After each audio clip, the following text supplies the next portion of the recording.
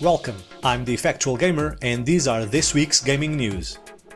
On April 10, last Friday, the site Ars Technica reported on how a City Skylines modder has been able to turn his talent into a full-time job.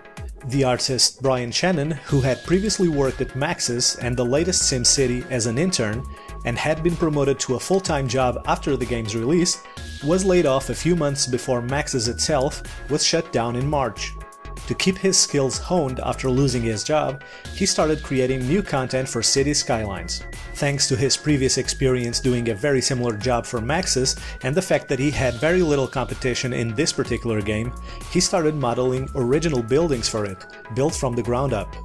But City Skylines doesn't have an integrated market on which creators can sell their assets, and so Shannon turned to Patreon, the crowdfunding platform which allows people to donate money to an artist every time a new piece is created. Although backers of the project can remove their funding at any time they like, at this moment, with the support of 267 backers, Shannon is being paid $844 for each building he creates, which according to him takes anywhere from 15 to 20 hours.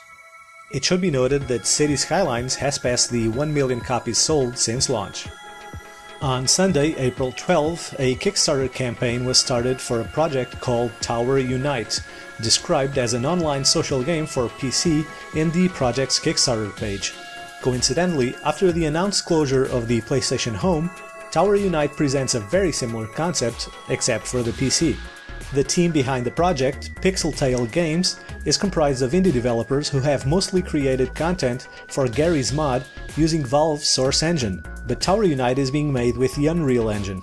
According to the Kickstarter campaign page, in Tower Unite, gamers can play several multiplayer games with friends, customize their avatars, use a variety of different items, buy and decorate an apartment, watch YouTube videos in a virtual theater with other players, and several other activities. The developers promise a game free of microtransactions and subscriptions, as well as the ability to host your own server, having only a single price of $15. The amount being asked for the project is $100,000, and at the moment this video was made, the pledges were up to $15,683 with 23 days to go. On Tuesday, April 14, Activision officially announced the new Guitar Hero game called Guitar Hero Live, which will apparently use live-action video as backdrop for the gameplay, and will be played from a first-person perspective, according to the release trailer. The game will feature a new guitar controller with a redesigned layout, with 6 black and white buttons divided into 2 rows of 3 instead of a single row with 5 colored buttons as it used to have. Guitar Hero Live will be released for PlayStation 4, PlayStation 3, Xbox One, Xbox 360 and Wii U at a price of $99.99 with controller included. The rival franchise Rock Band is also set to make a comeback this year, but Harmonix, the developers behind the game, have stated that the new game will be fully compatible with the previous instruments and song DLCs. On the same day, the site The Hollywood Reporter revealed that the actor Bill Paxton is in negotiations to star in the BBC film about Grand Theft Auto's creation. Paxton is set to play the now infamous and disbarred lawyer Jack Thompson, who in the early 2000s entered into a litigation battle with Rockstar over violence in video games. The other name attached to the project so far is Daniel Radcliffe's, who will be playing Sam Houser, the co-founder and president of Rockstar Games. Shooting of the film is set to start on April 20. The following day, April 15, Wednesday, Electronic Arts announced it will be shutting down development and support of 4 free-to-play games in its catalog. Battlefield Heroes, Battlefield Play for Free, Need for Speed World and FIFA World will go offline in 3 months. The reason presented for this shutdown is that these 4 games have been losing popularity, making them less relevant and profitable. Yesterday, April 16, Thursday, a new experiment was started on the Twitch live streaming service, using the same basic concept as Twitch Plays Pokemon, during which viewers can type commands which are then chosen by majority to move the characters and interact with the game.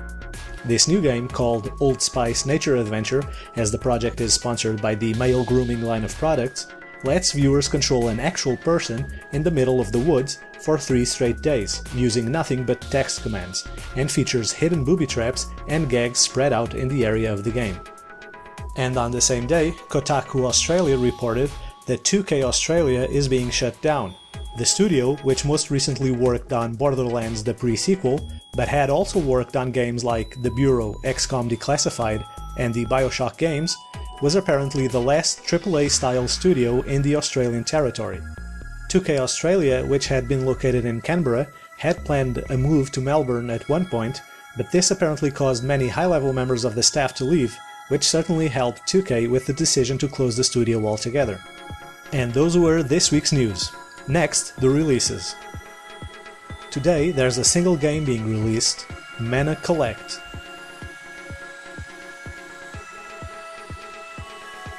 On Monday, April 20, there's also a single game being released, Crystal Rift.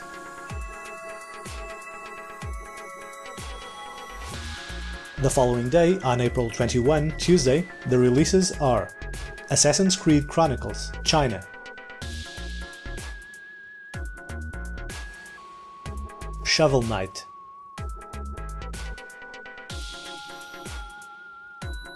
Convoy.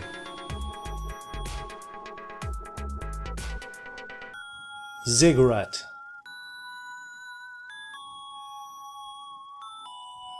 Killing Floor 2.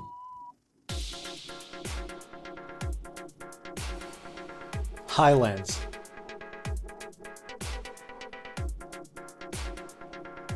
Wild Frontera.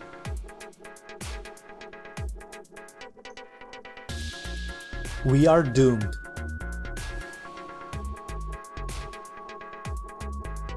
On April 22, Wednesday, the games are Infinity Runner,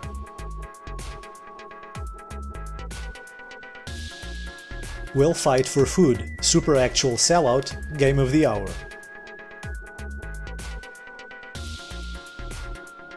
Environmental Station Alpha,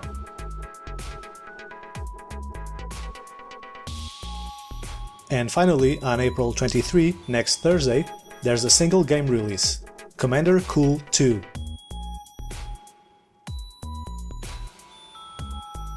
And that's all. Thank you for watching, please don't forget to subscribe and also share the video with your friends.